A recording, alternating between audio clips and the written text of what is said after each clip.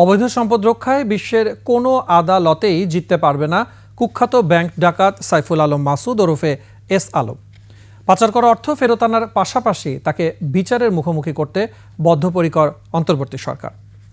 রাষ্ট্রের আইন কর্মকর্তা ও বিশেষজ্ঞরা বলছেন, বাংলাদেশি এই ব্যাংক লুটেরা নিজেকে সিঙ্গাপুরের নাগরিক হিসেবে দাবি করলেও রেহাই পাওয়ার কোনো সুযোগ নেই, বরং কৃত অপরাধের কারণে সিঙ্গাপুরের আইনেই তার মৃত্যুদণ্ড হতে পারে।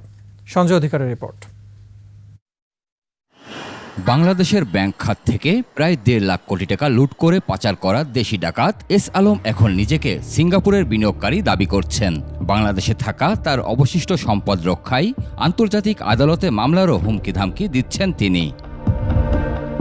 এস আলমের এমন ঔদ্ধত্যে উৎসাহ যোগাচ্ছে তার প্রতি হাসিনা সরকারের নজিরবিহীন আনুকূল্য।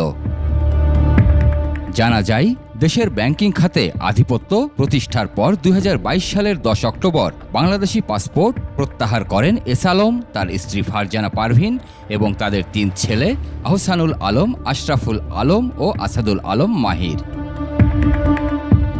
একই দিন বিদেশি নাগরিক হিসেবে বাংলাদেশে স্থায়ী বসবাসের পার্মানেন্ট রেসিডেন্সিয়াল বা পিআর পায় এস আলম পরিবার। শেখ হাসিনার নির্দেশে এসব সুবিধা দিয়েছিল তৎকালীন স্বরাষ্ট্র মন্ত্রণালয়। রাষ্ট্রের আইন কর্মকর্তারা বলছেন, সিঙ্গাপুরের নাগরিক দাবি করে এস আলম তার অবৈধ সম্পদ রক্ষায় আন্তর্জাতিক আদালতে যাওয়ার যে হুমকি দিচ্ছেন তা ডুবন্ত অবস্থায় খড়কুটো ধরে বাঁচার চেষ্টা মাত্র। একটা স্পেসিফিক কজ অফ অ্যাকশন থাকতে হবে, ডেথ থাকতে হবে, সময় থাকতে হবে। সিআরপিসিতে বলা আছে এই 3টা থাকলে সে অফেন্সে তার বিচারের সম্মুখীন হবে। সিঙ্গাপুরের আইনে দুর্নীতির শাস্তি হচ্ছে ফাঁসি। আমরা মনে করি গভর্নমেন্ট যদি শক্তভাবে ধরে, সিঙ্গাপুরের তার নাগরিকত্ব ক্যান্সেল হবে এবং তাকে এই দেশে এনে বিচার করা যাবে।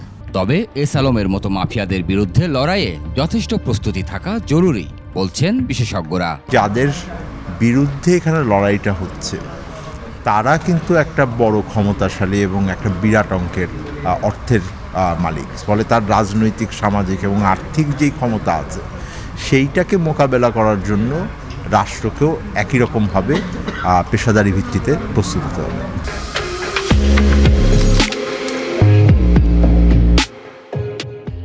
Singapore, Malaysia, Cyprus, British Virgin দ্বীপপুঞ্জ ও ইউরোপে এস আলমের বিপুল সম্পদ রয়েছে। সিঙ্গাপুরে শপিং মল, 3টি হোটেল ও রিটেল স্পেস, বিলাসবহুল বাড়ি আছে তার।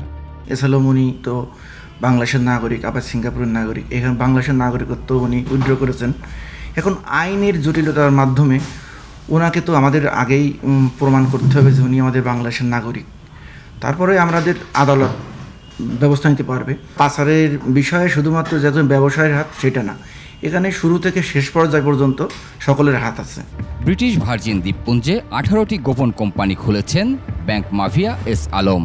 ব্যাংক লুটের অর্থ পাচার করে 2011 থেকে 2024 সাল পর্যন্ত এসব কোম্পানি খুলেছেন এই ব্যাংক লুটেরা।